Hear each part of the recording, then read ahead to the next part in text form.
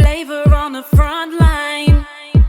We got flavor on the front line, front line. Flavor on the front line. We got flavor on the front line, front line. Flavor on the front line. We got flavor on the front line, front line. Flavor on the front line. We got flavor on the front line, front line. Jason Barrett. Michael Harvey. Chucky Venn. And we were part of the show called The Brothers. Between us, the longest standing member, but I basically got involved in this around about, I think it was 2006. I just finished work on a show called Footballers' Wives. And Nolan Weeks, who was part of the cast originally, gave me a call about wanting, basically Angie was looking for a new actor to play the role of Richard, one of the main characters. And for me, it was kind of weird, fateful, because I really wanted to watch the show, but unfortunately I missed their run they had at Hackney Empire, and or the Bullion Room, should I say. So when he called me and told me about them looking for a new, main cast member to play Richard, I just thought, you know what, this is fateful. This seems like it's predestined. It's just uncanny. So I went down there. I went all business. I just knew my lines. I came ready. I wasn't playing. I tore it up, I'd like to think, because not long after I'd done my audition, basically Angie had offered me the job there and then. Contract. So, yeah, man. It was all blessed. It was just meant to be. You know what I mean? And that's how I got involved in it. I similar kind of story actually. One of the previous cast members again, Richard Blackwood, was Nolan actually left. And Richard was saying to me, listen, Angie's looking for a new actor and I think it's something that you might be interested in. So I gave that, so I said to him, you know what, give me Angie's number now, I'll call her right now, let's get this ball rolling immediately. So I phoned her up and I literally said, I heard you looking for me. And she was like, what? Who are you? And I said, I heard you looking for me. And she said, what? I said, you're looking for a new actor, right? And she was laughing and was like, cool. And she said to me, are you good looking? I thought, had a quick look in the mirror, kind of greased my eyebrows down.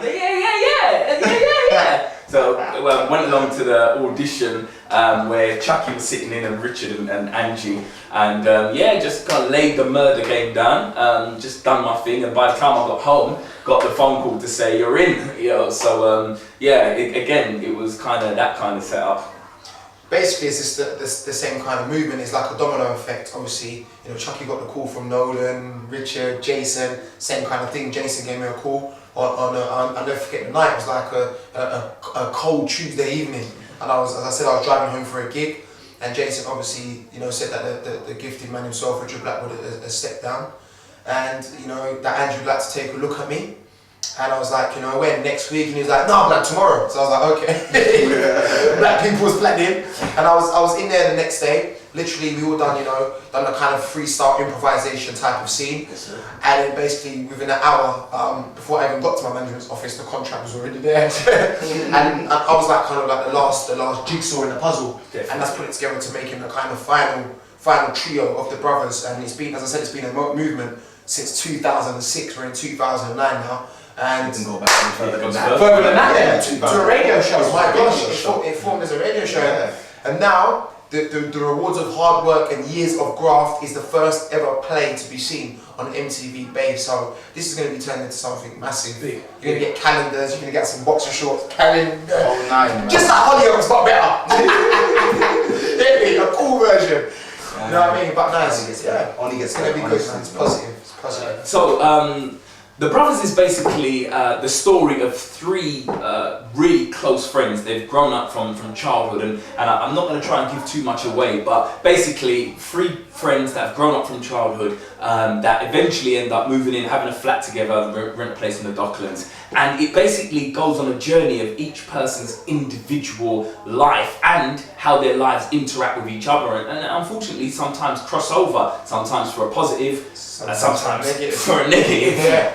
So it shows that real life experience. My character is a character called Kenny Ellis, and he is in IT, and I don't know if I'm not going to give away everything, but basically Kenny gets involved in a particular relationship that is quite controversial. For the rest of it, you just got to tune in. I don't know that. Tune in. Tune in. My character's Michael Simmons. He's like what you call a typical man's man, you know, flashy.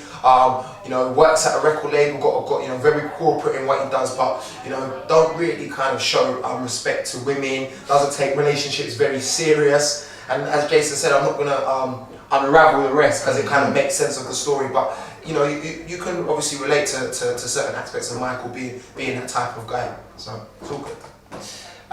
My character is named Richard George. He's like the oldest of this brotherhood, you may as well say. Owns his own electrical company, you know, just one part of a great whole of ambitious, successful people. What's happened here is, unfortunately, he's broken up from his wife, effectively, mother of his 2 beautiful children, and he's a bit frustrated and upset about that. He's the kind of man that wanted to just not be a statistic, but unfortunately he's fallen into that. He's now gone back into the brotherhood fold. You know, he's now living in Canary Wharf with his, you know, with his people, and he's kind of torn. He's dating a girl at this particular point. I won't say her name, you know, but suffice to say, his heart is he's really just ambivalent. He's got 2 minds. He really wants to go back, but doesn't know whether he should. So at the point, like this particular point, his brothers are kind of helping and kind of counseling him through it in a way, but that leads to slight hazardous effects at the same time. Tune in, see more. Don't miss it. More. It's a place to be. What have I achieved against all odds as an individual? Everything. So Solid was against all odds. That was against the government. You know, so that was the biggest thing you could come up against when you're successful, and you've got government-based and media-based people trying to stop that movement and self-destruct it. You know, and I believe that everything that you do within life has got politics with it. You know, if you go on TV, you don't upset that person because you can't get onto that next stage or that next level. This business, to me, like I said, is not. The talent is never a problem. We know we got the talent. It's just all the games around the talent that you got to play as an individual. You know, don't talk to him a certain way because he's the commissioner of that show. Don't talk to him. But what if he's disrespectful and he's disrespecting something, you got, you know, but then if you do that, you're burning the bridge. So I believe that as individuals, we've all got our own individuals' gripes. But one thing my mum always said to me in life, never be bitter. Never do anything with bitterness in your heart, because that will reflect back to you. So you know what I do when someone obviously tries to shut door in my face? Just come in the side door. I always put myself in challenging positions because I think the only time you're going to realise your full potential is when you're challenged and when you put yourself outside of your comfort zone. My first cage fight was at Wembley. Now, I didn't do any of the little shows that they all did in Caesar's Palace and in all these other small events. I went straight for the top, and everyone told me I'm going in too quickly and I'm going in too deep, but I went in there and done my thing. So that was a challenge for me. The brothers, you know, I am not formally trained as an actor, you know, so really there were actors that went for the audition that should have got it, but again, yeah, absolutely, again, I believe in myself, I have faith, and I do not, for me, I don't need the B and the C. I can go from straight from A to D because I believe that I can. That's right. So, yeah, I guess, you know, regarding obstacles, like I said, becoming a established actor of sorts in this country was always a obstacle for me to overcome, because, you know, obviously you have to understand, sometimes it is a small bracket or a small window, or only a certain amount of black actors are being given the opportunity to kind of go mainstream or work on big projects. Obviously, me not being directly an American and trying to get into that market was an obstacle within itself. Do you know what I mean? But as I said, it was faith, it was belief, diligence, putting in that work, working on my accents, and making sure when the opportunity presented itself, I was ready. And you know, these opportunities, when The Dark Knight came, I was ready for that. When House on Haunted Hill came, I was ready for that. Born Ultimate came, I was ready for that. Do you know what I mean? And a lot of people would have The Dark Knight. The Dark Knight. He was ready for for that. To you, man, you know, doing all these things. So you know, at the end of the day, and there's still so much out there that's still untapped for myself, which I ain't even. And to me, those are obstacles. And you know, obviously, as far as I'm concerned, I'm putting it out there right now. Flavor on the front.